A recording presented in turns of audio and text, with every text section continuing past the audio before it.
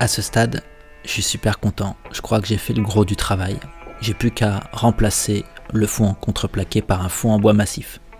Sauf que je découvre que la rainure qui retenait le fond, elle est vraiment trop mince. Je ne vais pas pouvoir l'utiliser pour mettre un fond en bois massif.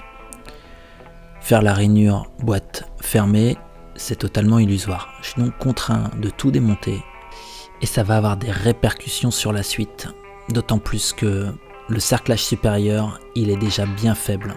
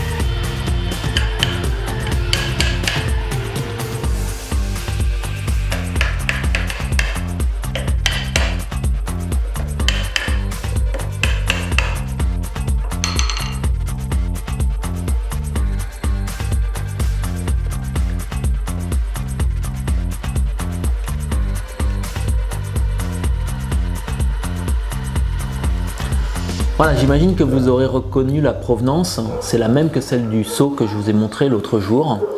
Une boîte toute en bois, excepté les deux petits clous qui tenaient le cerclage supérieur pour qu'il ne puisse pas remonter. Et ces deux petits clous, étant donné qu'elle a toujours servi de boîte à gros sel dans ma famille, ils étaient complètement corrodés.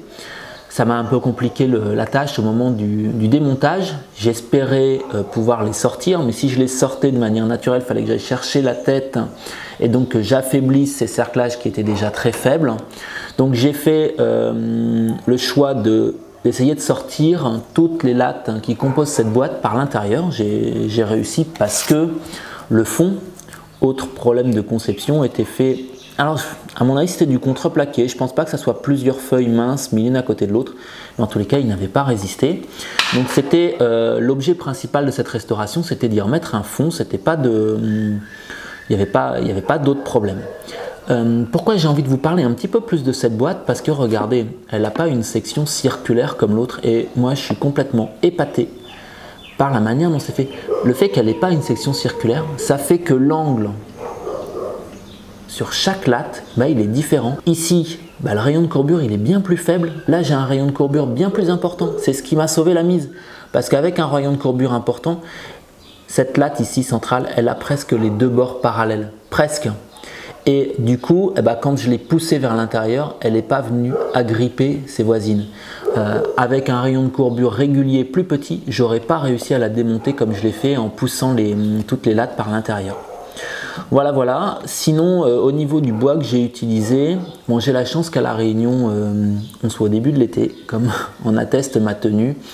Donc j'ai pas mal de sève dans les bois. J'ai essayé avec une première essence qui est du cannelier. Ça ressemble un peu à du laurier sauce au niveau du port de l'arbre, etc. Sauf que j'avais plein de petits nœuds. Du coup, j'ai été tapé dans une liane qui fait d'assez jolies fleurs, ce qui m'a permis d'avoir quelque chose d'assez souple et sans nœuds. J'ai hélas rien à proximité qui aurait pu ressembler à ce que j'estime être du noisetier. Voilà, je pense qu'avec les années il va y avoir une patine qui va se mettre ici. Et puis si jamais ça ne fonctionne pas, et ben lors de mon prochain voyage en métropole, je ramène un morceau de noisetier. Tout simplement. Voilà, j'espère que cette petite vidéo vous a plu. Comme d'habitude, aidez-moi à développer la chaîne, partagez avec votre entourage, mettez un petit pouce en l'air si ça vous a plu. Allez, bye bye.